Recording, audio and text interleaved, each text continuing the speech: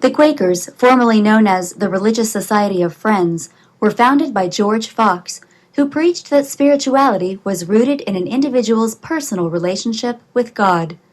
Our principle is, and our practices have always been, to seek peace, and to follow after righteousness and the knowledge of God, seeking the good and welfare, and doing that which tends to the peace of all.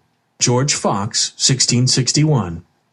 This religious view left little room for clergy, liturgy, or hierarchy, and rejected doctrines such as predestination.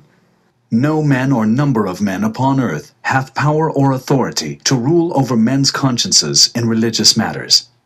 West New Jersey Concessions and Agreements, 1676. Fox's followers were called Quakers, which was originally meant as an insult because they trembled at the name of the Lord. Quakers were deeply devoted to their beliefs. They believed that they could communicate directly with God, opposed war, refused to pay taxes to support the Church of England, and were unwilling to bow before any person of higher authority. These practices were treasonous to English officials who persecuted, killed, and imprisoned Quakers for their beliefs. The Quakers acquired East New Jersey in 1680 when Carteret died. The Quaker colonization continued west of New Jersey in a fertile area called Pennsylvania. This land belonged to William Penn and was named Pennsylvania, meaning Penn's Woods, in honor of Penn's father. Penn was attracted to the Quaker faith and supported the belief that religion should involve a personal relationship with God and that there was no need for an established church. All men have a natural and indefensible right to worship the Almighty God according to the dictates of their own consciences. No man can of right be compelled to attend, direct, or support any place of worship, or to maintain any ministry against his consent. And no preference shall ever be given by law to any religious establishment or modes of worship. William Penn, 1682. Penn was eager to establish a refuge for fellow Quakers in Pennsylvania. When he assumed control of the area, there were already several thousand Dutch, Swedish, and English squatters living on the land.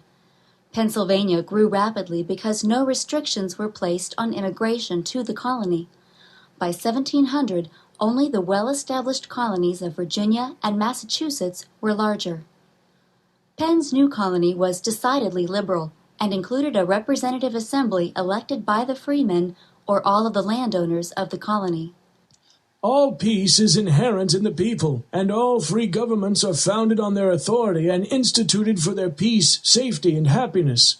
For the advancement of these ends they have at all times an inalienable and indefeasible right to alter, reform, or abolish their government in such a manner as they may think proper.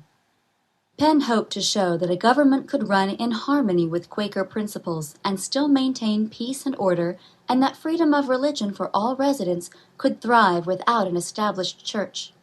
No persons who shall confess and acknowledge one Almighty God, and profess themselves obliged to live quietly under the civil government, shall be in any case molested or prejudiced because of conscientious persuasion or practice, nor be compelled to frequent or maintain any religious worship place or ministry contrary to their mind, or to do suffer or any other act or thing contrary to their religious persuasion. Charter of Privileges, 1701. The Quakers were pacifists, and Penn's government made no provisions for military defense. For nearly 50 years, the Quakers and the Indians lived in relative harmony because of the Quaker benevolence and Penn's policy of purchasing land from the Indians.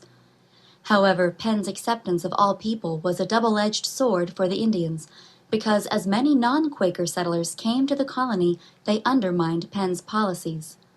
In 1682, the Duke of York granted Penn the colony of Delaware, which was the area between Maryland and the Delaware River. In 1703, Delaware was granted its own assembly, and until the American Revolution, it kept its own assembly but remained under the governor of Pennsylvania. The English middle colonies of New York, New Jersey, Pennsylvania, and Delaware had several common features. The middle colonies tended to be urban and were linked by trade and commerce.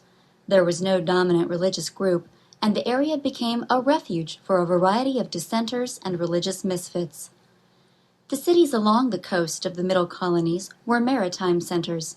There were many benefits that came with living in the middle colonies. Social and economic democracy prevailed, desirable land was easily acquired, and there was a large degree of religious and ethnic tolerance.